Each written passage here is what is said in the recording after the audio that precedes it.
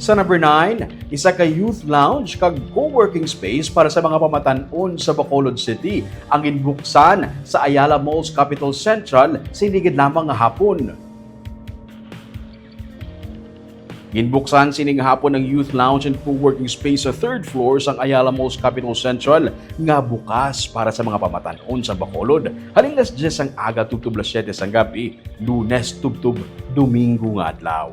Ang lugar nagatanyag sang libre nga serbisyo, lakip na ang lounge space para makapahuway kag makarelax ang mga pamatanon.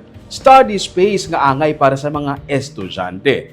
Libre diri ang wifi, free printing para sa mga PDF files lamang ha, kag free sharing sessions bilang espasyo sa pagpaatag ag pagpamati. Free meeting room reservation para sa mga group meetings kag may pa-free instant coffee pa.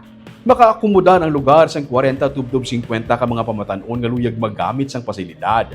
Ginarekomendar man nga magdala sang school ID ang magamit sang lugar agud ma-identify nga estudyante halin sa nagkanilaing nga mga eskwelahan sa syudad sang Bacolod.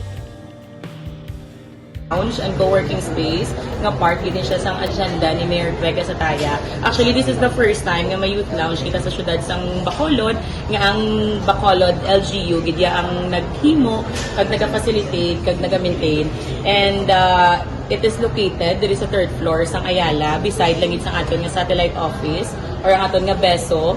This is open from Mondays to Sundays from 10 a.m. to 7